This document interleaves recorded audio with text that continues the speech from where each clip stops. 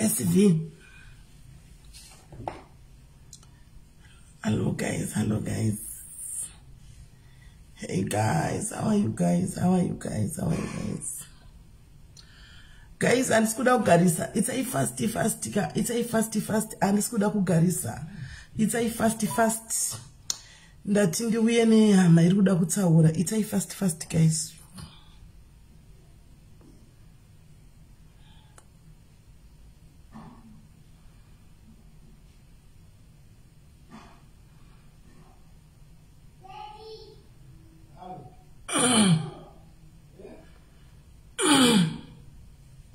Guys, mundiregerera matanzos anaumira mushi, mundiregerera matanzos angu anaumira mushi, mundiregererawo matanzos andisikunzwa mushi matanzos voice rakatotisa nematanzos, mundiregererawo guys.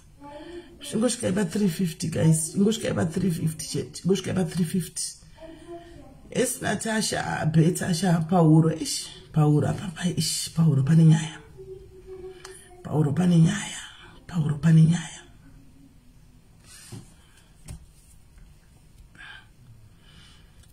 nyaya guys. Matanzos tale.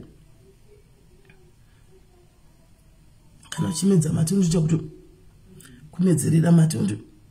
Tunda zvese nemusoro chinomedzerera mate because yo utongochapira ukazvireka. Matanzos. Thank you, Brighton. Thank you. Guys, chingosvika pa 350 guys. Andingowina singatombofunga kuuya ndimbonesa matanzos ngure iri kugwadzai. But chiregai ningodi chiregai ndingouya anmona.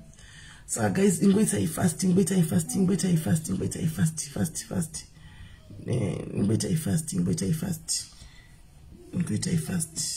Faith ndebe yako. Faith nai. Faith nandichitokunyia nai ndichorere munhu. Ndichitokunyia iwewe na Tracy nai. Ndichitokunyia zvedu. Iwewe na Tracy, right? Maswera say guys, mamuka say sanona ninja nitumela mundiregerera guys, matanzos akandipressa but ndangouya because pane zvikuitika guys, pane zviri kuitika. Tine hama. Let us just end kuna ma antibiotics. Sophia, I'm taking my antibiotics.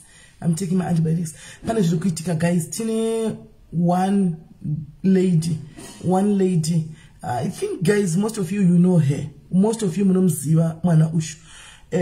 Mwana ushu mashatra nechavhinika yoyoka. Zero ndakazviita kutadza kurara chaiko. Mwana uyu ndofunga munomziva in most groups guys. Mwana angari too loud hysteric.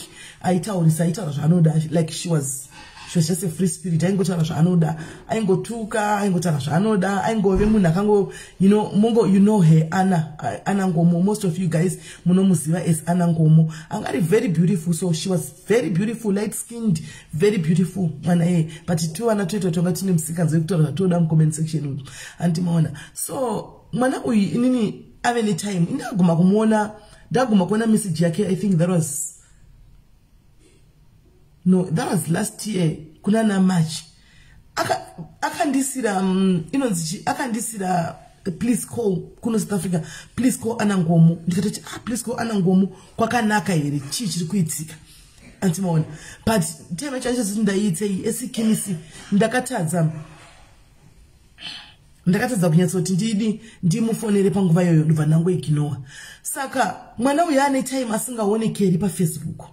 So zvandinetsa ini kuti mwana uyu, so nezuro ndakaona mugrupu rimwe rakanyitaura zvarakataura. Brian Bubaka yakanyora mugrupu akati mugrupu rimwe ratinaro hedu sai vanhu vavechi vakatamba vese nguva yakareba kagrupu kedu katinako. So ndobva nyora kuti guys, manzwa here pane munhu andiudza kuti Anna Nkomo akashayika kaurayiwa neboyfriend. Kati wazvinzwa kupi? Zvikazi zvechokwadi pane munhu atondiudza, atondifonera achindiudza.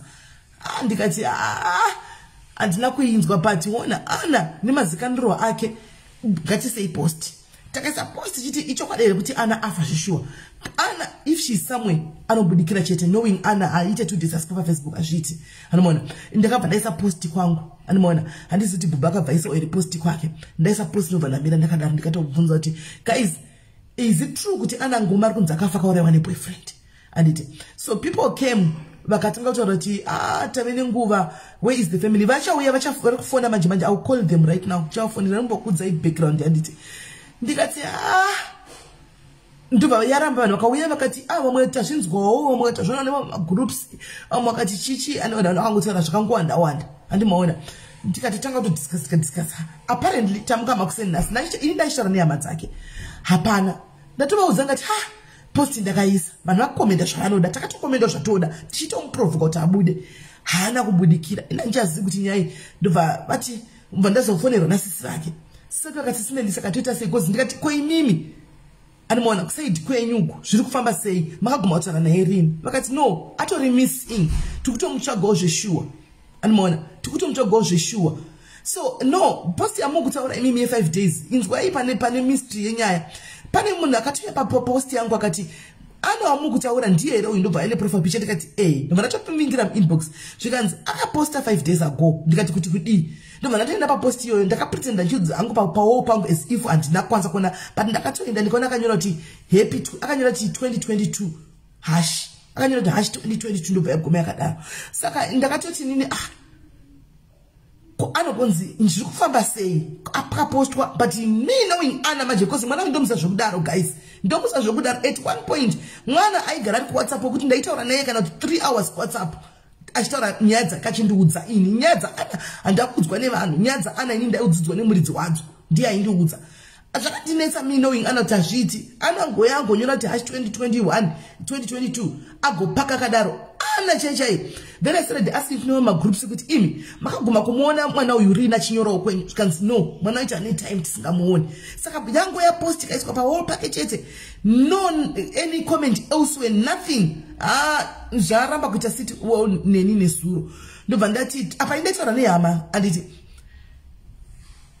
Faith, hold on. So in imagination sangu psychology dzangu anditi sometimes ndikanyora zvanonyora ndirega vanhu muchikweshana muchitaura zvamotaura ine nchiziva hapana munaiziva kuti I was talking nehama kuseri, nobody knew anditi ndandakanyarara zvangu. Okay, saka ndasimba pandazofona futi wakati SIS MELLY aufa, ndikati guys I think we need the guy nimboisa futi post ndoisa pictures ake, people vaite come forward. So I did, so we wanaita nehama dzake dziri kuZimbabwe, I did put a post ndikaisa pictures ake pawo pangu, ndikati guys kana muine information antika ndokumbira kuti muite come forward, anything chaunoziva ndokumbira hama dzave worried manje, ndopanda zonyura kuti hama dzave worried. So I got a call from one lady anchatauri nesita akati SIS MELLY, because ndati ini share ili post iende kuma page s, saka anisa ku page ravo raari group ravari, ndobva kwaita munhu amufondera ne private number, asi munhu yashaura chishona. Ndobva amuti muri kutsvaga ana nhasi, ana akasoshaika kudhara. Ndikati zvikanzi ndamuti ko uri kundifonera ne private number sei? Zvikanzi ina handidi kupinzwa munyaya idzi, I don't want to get involved, but ndangoti ndikudze kuti ndobva munhu yakashika kudhara last year chaichaiyo yamukutora naOctober uko, September October. Ndobva ndati kune munhu andifonera ndikati how far true can this be? Cynthia ndepi ndiri kutsvaga kuWhatsApp.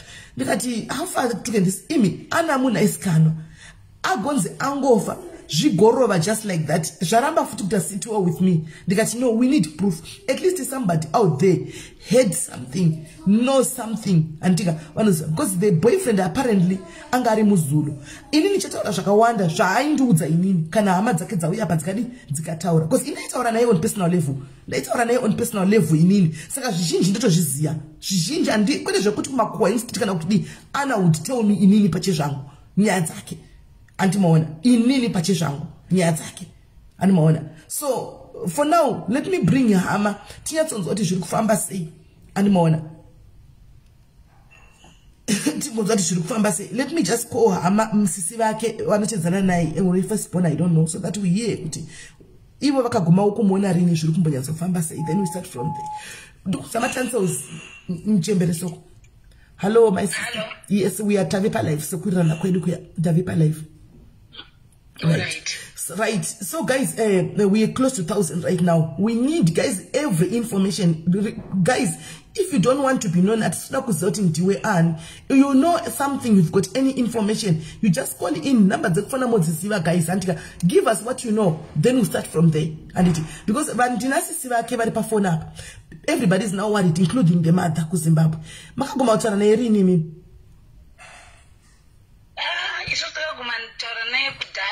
akauya kuno kuZimbabwe so kudara kwari angochinja manamba last year but wana kabva angochinja manamba ake ese. Why?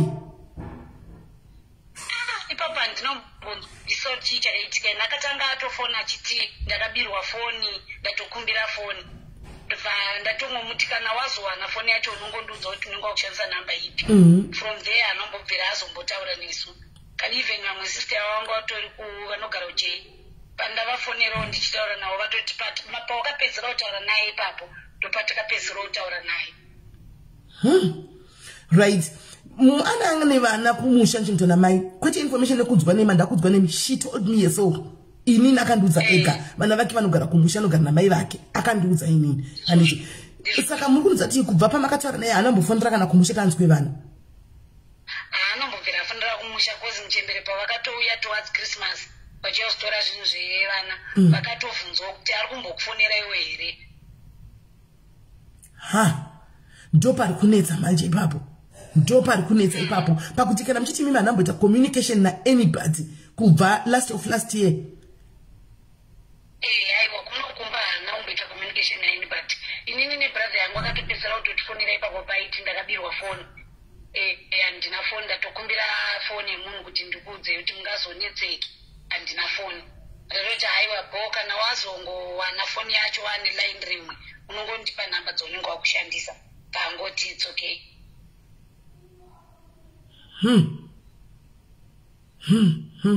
Saka imimi amuna kana dzimwe shamwari dzepadhuze dzamaiziva dzaitamba nadzo kana anybody wamabvunza ane anything chekuti tingawana link kana kuti tiwane way yekutotanga nepapi totangira papi. Okay, I've got another one. Pane munhu atoti anzi ndafonera munhu waishia naye and what was the response for afonera munhu uyu? Alright, matimadi zvikadi ndatinini ndafonera mwana wesister yangu anogara kuJob ikoko ndobva ndatongomuudzawo kuti ana asikuwanika pane munhu akakanda paFacebook achiti ana akafa akapondwa neboyfriend yake saka iye atomubvunzawo kuti anongwachiri kugara kuYoview here ndati ndozvandanzwa nemunhu iyeye andifonera saka tazongogumira pekuti mwana wesister yangu ati ndandiri kure but ndakuita make sure kuti mangwana makuseni ndodriver ndoenda papolice station yacho kuYoview ndombonzwa kuti pane nyaya here yavakambonzwa yakafanana neiyoyo. Iye ndatomubvunzawo since achigara kuSouth kuti wakambotaura naye akati mama ana ndakapedzera kutaura nawo kudhara munhu wokuti isusu kunokumba angasingakomunicate nesu zvekudaro aitongoitawo pano nepapo paatodira iye cause munhu aisada ungoti anzi pese pese uku watorasa vana hausi kumbofonera kubvunza vana hausi kumbotumira zvinhu zvevana saka ndo kaitiro kake kaingoita tatakatongozvijaira kuti anombotizii ozotanga kutaura otizii otanga kutaura. That one I know about Anna. Even though I can say a lot about Anna, ndefana mbokudzai. I can say a lot about Anna. Kwete zvokudzwa nemumwe mungana kudi zvokudzwa na iye Anna pachake. Remember mwana uyu, there was a time whereby she was very close to me zvokuti aitaita 4 hours tiri pa WhatsApp tichitaura. Ndofunga that's the truth iyoyo kwete zvokuti kudi zvokuti even the so called pane pakambo kana iri yo boyfriend atotaura nezvayo same boyfriend muzulu pane pakamborohwa ne boyfriend iye aine nhumbu akabviswa nhumbu arohwa and she called me ipapo ndakamuti enda kupolisi ende ibvapo handiti ndikanzwa akazo I think ana kwenda kupolisi achiti kwenda kupolisi but I'm not okay akazoibva ipapo achiti ndikwenda kuenda kupolisi but ana kwenda kupolisi ndakazida kwenda kupolisi munhu ari kubribwa ndikazonzwa na somebody else achiti auya achitsvaga accommodation ndikati ukadii zvikanzi no ati ndiri kutsvaga accommodation asi tafamba tikaenda hameno kwavakaenda kwanga kwainzi kune room kune marooms here akasvika kuMidrand kuRandburg Midrand somewhere there vakasvika kuchinzi imba yadi yatorwa handi akatoti kondadi kuti ndigare newe iye musikana ndikati saka mazodini mama muchiti mugare mese akati no ndaita skeptical pakuti mazano ndiri kugara neboyfriend taizogara sei ndikati saka azodini zvikanzi handizi ende zveshuwa achipedza kundudza izvo musikana ndo pandinotaura kuti ana akabvandisira please call ana Nkomo animaona ndo yanga akasiwa please call yake yanga akatopersonalizwa kuti please call ana Nkomo animaona but apparently handina kumufonera because pane zvimwe zvakanga zvichingoyi handina kumbomufonerawo andimaona. So that's what I know in mundichitomuti muYoview maunogara dei wanga wambobva muYoview antimona umbochoka kumwe kuri quiet because yovhi yako yaunogara iyi achiti ndagara muno muyovhi nguva yakareba zvimwe zviri personal andichatauri zvangu pana saka ndaimuziva ana zvekudaro andiudzwe nevanhu vangafamba vachitaura zvavanotaura kana kuti kudika ana ndaiudzwa nyaya dzake naiye kwete neumwe munhu.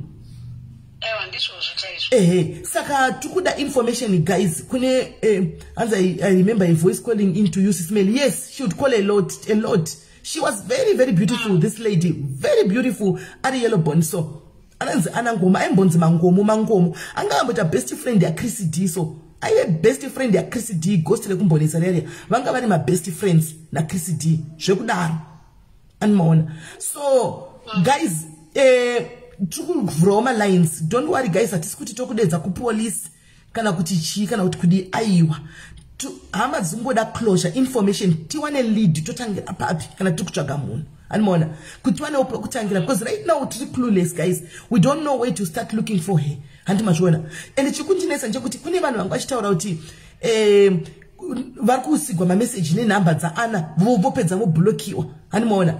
Who is using Anna's account? Who is using Anna's account? Ndiana kushandisa account ya Anna? Ndiana? Ndio pari kundinesa Anna hangambo kutuki kana kutaura nemi ende chikunzi munhu yanokushandisa nechirungu chete akutaura neEnglish chete. Hands check this message gulu so luga itaura naye antoshanda pa midrange right on.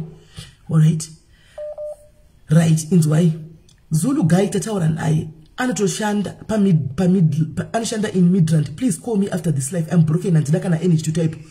Oh shit, what's wrong Tasha? Ndipe number dzako Tasha, ndokumbira number dzako, tipo number dzako. Tanzi muzulu ataura kuti advise ma crying emoji Tasha. So now I'm confused guys. All right, andisi kuti type ndokumbira mundipindro andiselina varipo here vandipindro number mu comment section. Can you please pin number mu comment section andiselina vanhu vaite call in sister varipo achizvinzwira vega so that kumusha kuna mayuku nevana vawane sororo vasive zviri kuitika at least kana kuti tiwane so tiwane pekutangira animona tiwane pekutangira. Ndokumbirawo hanzi muzoverenga ndaiverenga ndzaverenga. Ndokumbira kuti guys isai number ndaiona yes. Ndokukumbira kuti mufone pa that number, musafone pa number ina caller please. Don't call pa number ina caller bedwe atayarisi vana munzwisisiwo. Musafone pa number ina sisi vacho. Fonai pa number yandakapina. Fonai pa number yandakapina. Fonai pa number yakapinda. Imungatedzera zva Annabelle here Annabelle amumuzivi here imungatedzera zva Annabelle here siyai Annabelle uyu. Tasha Ndlovu number dzakapinwa apo. Fona pa number dzakapinwa Tasha fona pa number dzakapinwa. Imusatedzera Anna Ndlovu manini musatedzera inazvi ana uyu maswanda chedu ichi chirege chakadai muchizivere.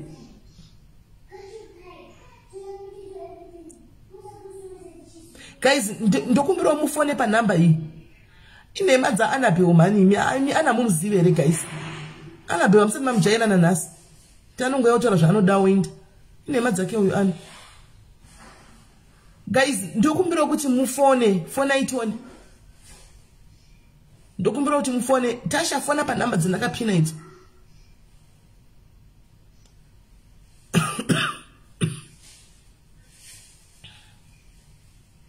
Anza ive pa live zve live ini kunyeba izvo kwanzi nizuranga ari pa live kunyeba aiwa kunyeba uko.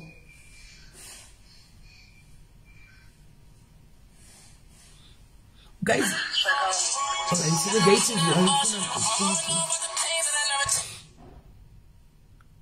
call hello. That's good. I was going to say. Is Tasha? Chichi, Ninanzi. I've been trying to call you since morning. Pandaona posted a good Anakashaya. I'm a client for years. Because over my friend, I became a very close friend of hers. So Pandaona posted, I remembered you because whenever I went to her house, I remember she used to call you and talk to you. I know. Yeah. So the whole day I've been trying to look for Wanda is here, like Wanda is very close to her. Because Ananga is not my friends and we are I think I was the only person I think about Anna. True. So ndandave nenguva ndisinotaura naye because there was a time yaida kundiendesa out ndikazoenda kumba kwake. Then she was very angry and she blocked me. And then I called one girl waishanda naye ataura namuzi wake. The Zulu guy anonzi muzi wake anoshanda mumidrandom. Vakarambana naAna 2019. She was not dating the Zulu guy. If you still remember, there was a time Nkomo akambobuda manudzi ake paFacebook Ana achinzamwa poison. I know akatonifonera chinhu zasi ndikakatomukhansela panyaya yepoison iyoyo. Ndakaenda ndikanomutora kweHelen Joseph akadzoka angarambana nethat guy. Okay. Angarambana nethe Zulu guy. So the Zulu guy is not on the picture. I still remember they were now talking same friends. Vanga vangotaura here and there, urisei. And then when she went home, ndakamuperekeza. If you check on her Instagram, atorine picture chiri pamubus street achienda kumba pakapedzisira kuenda kumusha. I think ndoma days akarambana namuzi wake because muzi wake ndiye akanotisiya kumabhasi. For now, like the whole day, I was trying to look for vanhu vandaiziva vari very close to her kubasa kuchichichi. Pane munhu akaguma kutaura naAna ari kupolisi. So far ndine vanhu 2. Umwe wacho akaguma kutaura naAna ari kuSun City. Maybe I'm trying to comfort myself kuti Ana anakufa. Or it's true. It's true. It might be true. I'm trying kuti mangwana nditsvage number like dzekubvunza kuSun City kuti zita raAna rakambopinda mumabhooks avo here. Muzi wake this Zulu guy ari kuti akaguma kutaura naAna achiti ndasungwa kuPretoria. So far ndakabata 2 information idzodzo kuti anogona kunge akasungwa ari kuSun City Pretoria. Ameno kana akasungwa kuPretoria akazoendeswa kuSun City. But then there's this guy anonzi Xolani wepa Uzalo. Aibogara pa same place naAna. Aigara pa same place naAna. I called him this afternoon, like the whole day I was calling him. Ari kundibetsera kutsvaka futi information. They used to stay together. Pandakabvumisira kuenda kumba kwaAna. Asi anga achiti amuisira mamessage ari kuti Facebook yaAna ikaguma kushanda 6 days back. True. And then WhatsApp yake, phone yake yamboringa makuseni. Even me, I've been trying to call yele makuseni. But this yakuenda pa voicemail number yake. Of which kana de yanga ichiringa ariye. Why was she not picking up the phone? I don't know, because the last time I called number yake muna December. Namboza manamba yake because pane munhu kanantenza ma makeup and button pay number zake yakaringa ikasabatwa. And then ndakangodzidza kuti maybe achakandikamwira, that's why asikubata nhamba. But then oh my god, because kana akasungwa nditi kana akasungwa the last time paakambosungwa anditi akaiswa kuSun City koko iSun City andichazivi akandifonera ari koko anditi ana munhu akatofonera futi ari kuSun City achida 2.5 achida mari yebhaili iyoyo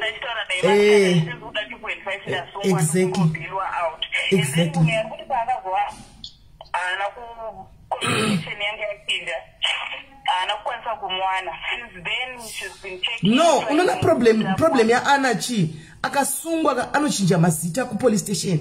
Imungana mtinotsvaga kuti Ana ngoma mumuwani. Yeah, and that's true. Amumuwani anochinja zita ku police station. But me knowing Ana pakagumisira kuoneka by now ingadi akaita reach out unless asina numbers za anybody zanozwa nemsoro. Ingadi akaita reach out kuna any guard or anybody kuti afonere one of the people ari kunze kuti ndikuda bheli ndakasungwa. We do have people who are close navo zokuti if there is nothing happening to her angasongonga anyone munhu akuziva kuti exactly ndo pari kundinetsa ipapo because it's like no one knows anything guys. It's like no one knows anything. Even my friends are kept duze. It's like a pana can go disappear from the face of the earth. Ndo zvikunetsa.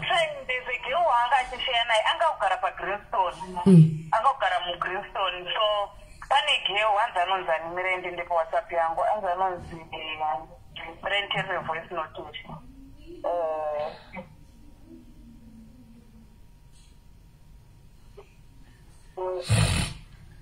Mirende achirira voice note ndatoa.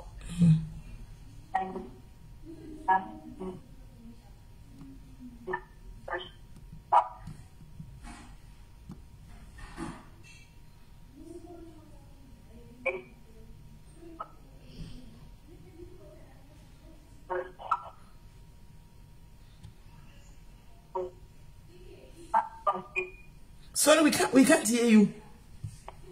Alright, ndandakateerera voice note yemunhu ndikuda zita ndikire munhu wanga achipeya naye kuBristol. But asakawana senemu ane munhu wanga achigara naye muBristol wapedzisira kugara naye kozi kana kuri kuti akafa achigara muBristol. Ini pamwe pari kuzondinetsa panyaya yekufa ka pari kundinetsa ndepe kudai so anditi kana akafa pangashaya kana wandakaona urufu rwacho kana kunzwa kana tseme yakafa ana munhu anozikanwa zvingade zvakatoita karunyoreke kakatobuda samwe ndipo pari kundishungurudza ipapo pagushaya kana munhu agodliwa nepasi kungodisappear just like that. Kozi inini kutaura chokwadi ana anga asina mafriends andingati hanzi mafriends andoziva ana vanhu vaisangana navo kubasa going out nevanhu vepafacebook vaicommunicata navo vaitrasta kutaura naningi because I used to go kumba kwaana ndinorarako a lot. Saka I know vanhu like vanhu vandainyatsoziva vandainyatsoziva kuti anofonderana nasisimeti ndogona kutobatwa nehupa achitaura nasisimeti pafoni. Ana anofonderana andizive mamwe mazita but I knew kuti anotaura nani. Ana angari best yaloveness yalove uko kwalove uko angari best yangu ini ndizvinozoita kuti ndizvakazoita kuti ndizokipa angu a distance kuna ana pana ana ndindakazenge keep a distance because ndakanga ndakuona kuti panga pakubuda zvinyanya zvandanga singanzwisisi zvaifamba sei so ndakazodiscover later kuti no ana angari best wangu angari best kufuti kupi kwaloveness and already kwanga kwatangata zvima issues so ndakangoti no I don't want to get involved in this ndo pandakaita a step back but aive munhu wangu zvokudaro. I did try to call everyone when they were very close to, and I even tried to call you, but then there's only one and I'm definitely sure one going to Anna because one way in Cape not Victoria phone. So now, Panimuna, I attend our like tomorrow, Tatiti Sacha, Sarimanga, Garana, and Greenstone. I think by tomorrow chaza nokutsvaga kuti tiwane munhu wanga achigara nefarake tombogugula kuti tokwanisa kumuwana here nekuti anogara nechetapi muGreenstone. Okay. Wow. And shamwari hamuna kunzwa tinoshanda episode that maybe you can hapana munhu ari kuziva kumba kwake anditi hapana sasa hapana munhu ari kuziva kumba kwake vanhu vese vaishanda navo they know zita remunhu but they don't know surname yake. Nenu andisira voice note nditazoteerera I will send number ine WhatsApp. Ine WhatsApp. Nditati kana ndateerera voice note yacho kuti ndisiri kubasa kana ndikateerera voice note yake ndisanzwa kuti ati zita racho rinonzi. Iwe ana beunja kubloka. Ana beunda kuzokubloka manje.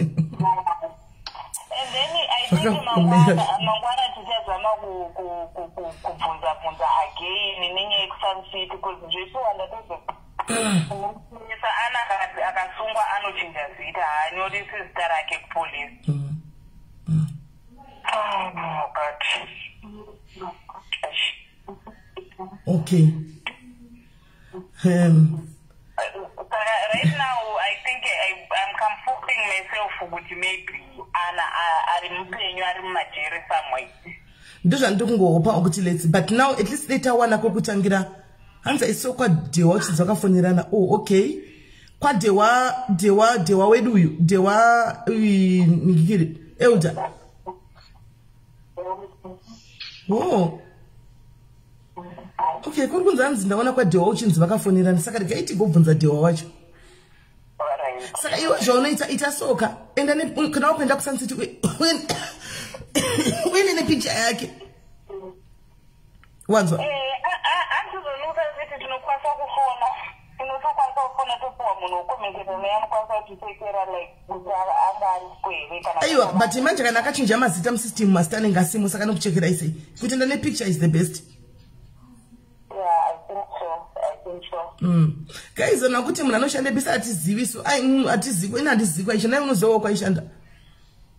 Na ndizivi. Inini aive client rangu ni friend. Zvimwe atizivi so. Ndochokwadi chiripo chokuti aizoshanda chii kana kuti aita sei. Isu guys nangu handizivi ndongozati aingofa aive munhu aingozvihasilira. She was a hustler. Zvekuti papi aita nezveina handizivi.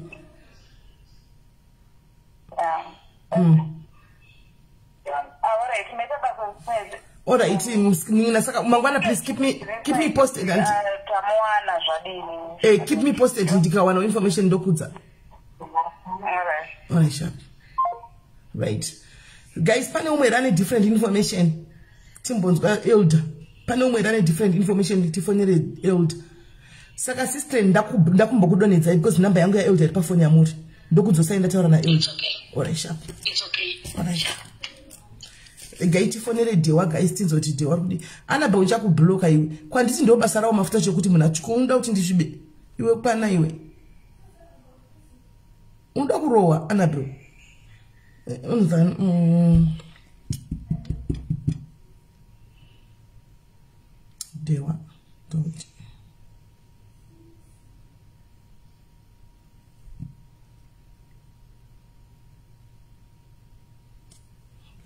don't do things.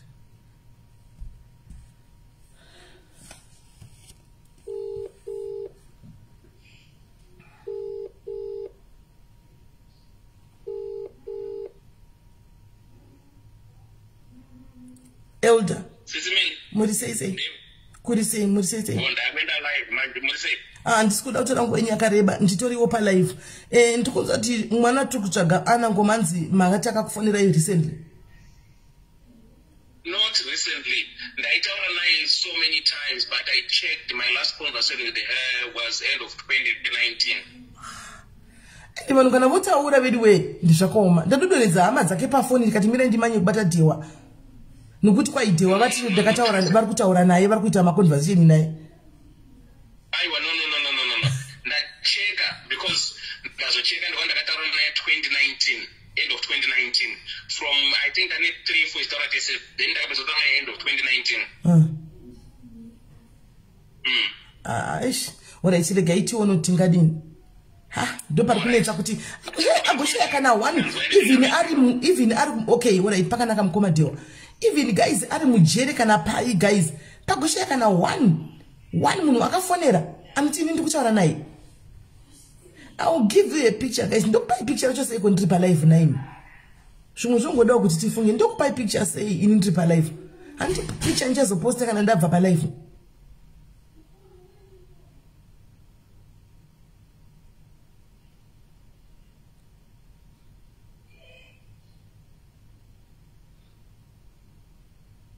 Saka remember ndine machances saka muri kuona zvokuitika pa guys ndezvokuti hapana guys munhu anotaura ari kutaura naana ndochokwadi chiripo hakuna munhu akutaura naana hakuna munhu akutaura naana guys kwaita muna kumamwe magroups mamona achitaura nai uyo anzani ameno asina picture Maybe guys mungati kujera nengatsvage ndingazive kujera ndikuenda vanenge vasungwa here vasikana ina handizivi kuti anengaite yasanoenda kujera ndizvandongoziva ini zvoti anengaite ina handizivi guys indongozana anombosungwa chete zvoti anengaita nezve ina hangu handizozivi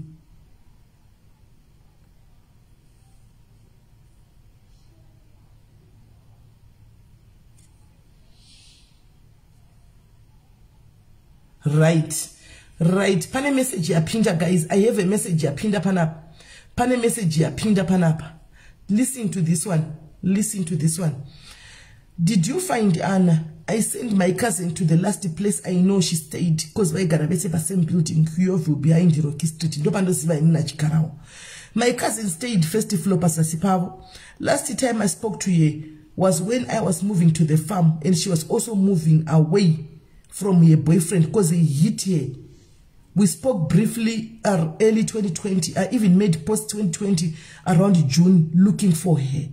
But I know her account was active late 2020, but she didn't respond to any messages. Then she went offline since. Last year I even made a post looking for her, but dololo.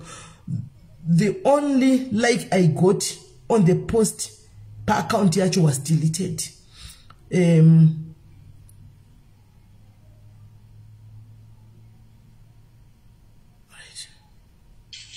SIS MELLY.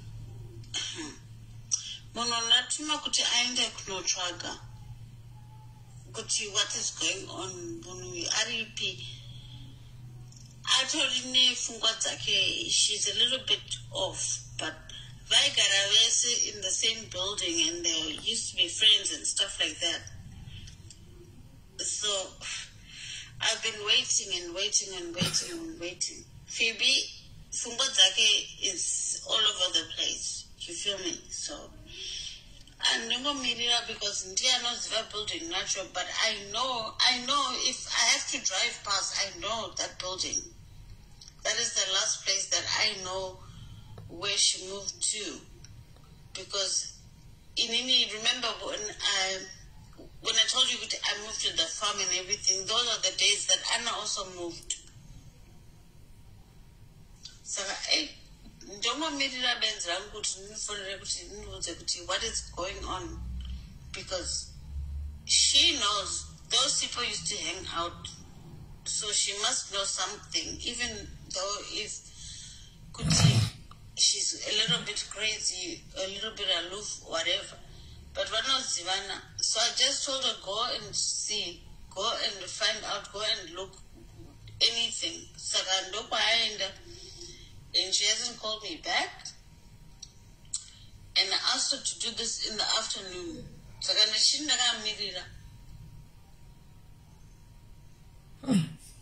Right. I don't know. Right, in the umwe osho arikuti pane msikana wanoziva waigara naye paflight. Saka amutuma masikati but atuma betera wira mumukaka. Betera yenda arina kudzoka. Anditi maona. Saka atichasivi. So guys, let's just pray that she's safe. And let's just pray kuti she's safe. Chikuntinetsa inini guys pafi and chekuti. Hey, ana akasungwa. Truly speaking, I to reach out kune one person. And mona, I to reach out kune one person kuti ndakasungwa ndikumbira bail. And can unless asina kupiwa bail akazvudza kuti rega ndigare ndiri koko kusvikira ndabuda maybe.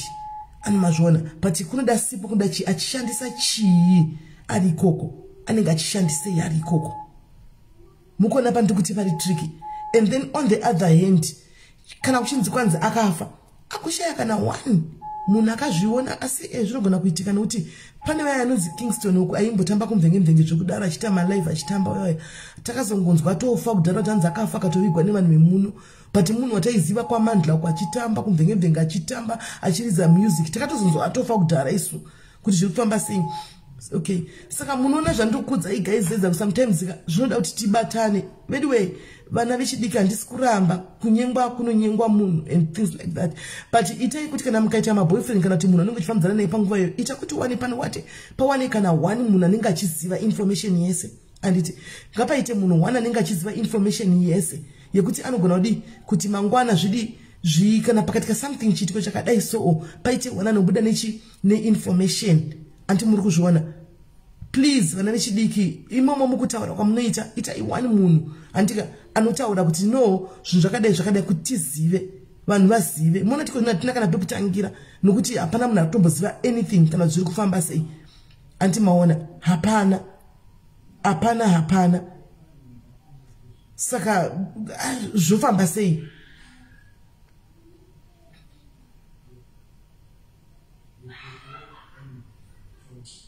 Boyfriends kunzi yafonelwa dhara, so we can't keep on tichingonetsa ndikufonera neboyfriend yake. Iri kunzi vangu akasiyana 2019 officially ndasingazivi izvozvo. Kingston akafa zvishua takatozorwadziwa paleta takutongona vemapicture isu achivigwa achitovigwa nevanhu vemuno asi angari munhu wedu pakacheka namuzimba 1 akaenda because hatina kana mbozvinzwa kana takatozorwadziwa tatongona vewo mapicture mufungiti kuti mwana uyu akafa mukomana yakafa naimi.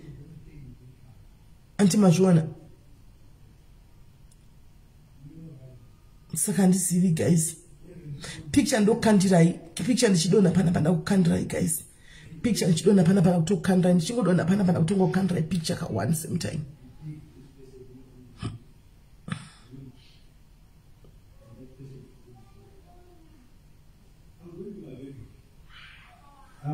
Kingston akafa Kingston.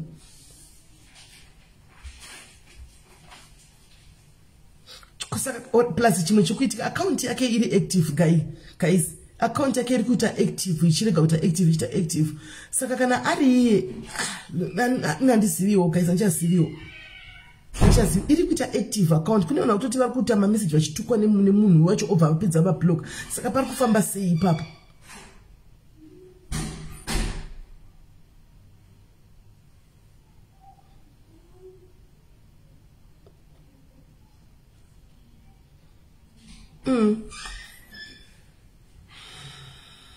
Andi muona kuti vakawanda mukushamisa kuti Kingston akafa, andi mukuzvona mamusingazvizivika but akafa, akashaika.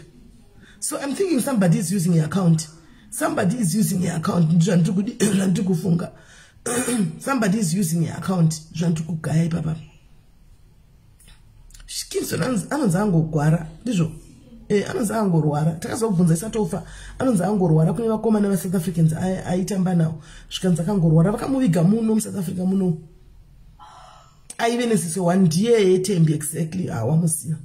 Kingston mukomana aitamba so akapfeka kashotiswa ngari DJ. Aive nesiso one so. Muno zvandogara ndikudza izvo kuti kuvhairana kupedza nguva. Mazvona zvandokudza kuti kuvhairana kupedza nguva. Anti mazvona. Zvandokudza kuti kuvhairana kupedza nguva. Mchita nazvo zvamunenge muchita zvozvo, muchita navanhu zvamunenge muchita zvozvo kupedza nguva. Ona inasi takaungana pana patikutsvaga umwe munhu atikuziva kuti what really happened to you.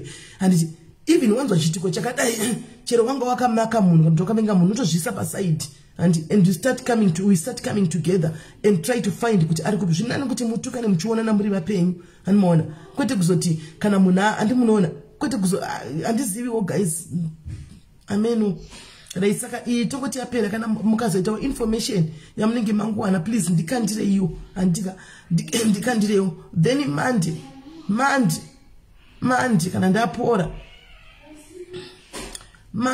ndapora mapostore kwa mugodi tikudzoka nenyaya yenyu amunga foseredzi mwana kuti aende kuno withdraw case ka amai makamboya mchimira nemwana wenyu zvakanaka panapa now makumanikidza mwana kuti itwe indoor settlement mwana aende kuno withdraw case mubva mamendisa kuZimbabwe tikuziya information yese musadaro amai mirai nemwana wenyu murume asi mwana wenyu asi mwana wamai venyu murume uyu anofamba kupandukira mangwana but mwana akatokanganiswa psychologically and physically nemurume imimba muchazorora nemurume wacho mumachira munenge muchifunge zvichazofamba here muchiziva kuti murume akamborana nemwana wenyu information tinayo amai tikunyatsoiziya anditika please itai kuti koti irambe ichiendera mberi neizvi ngoitwa fe hakuna kesi yamunofanira kuti muwithdraw amai I know kuti muchanzwa ende pamwe mutoripo palive makatarisa animaona amudaro amai.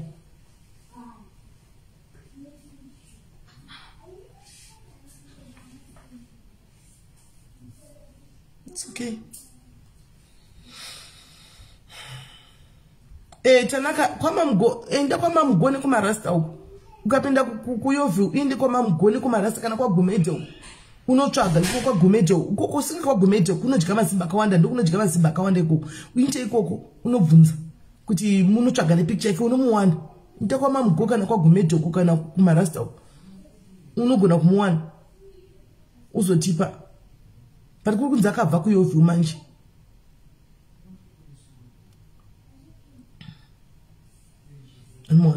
So guys, I think in the enter. Took what materials clear. Unza materials. Yeah, kuna rocky information in new one. Kuna rocky information in new one. I think I have to out report kwa iko zvino. At times kwa ichapinde mazimba zvokudaro. Uko kuna nani huko. Ndoko anopinda huko.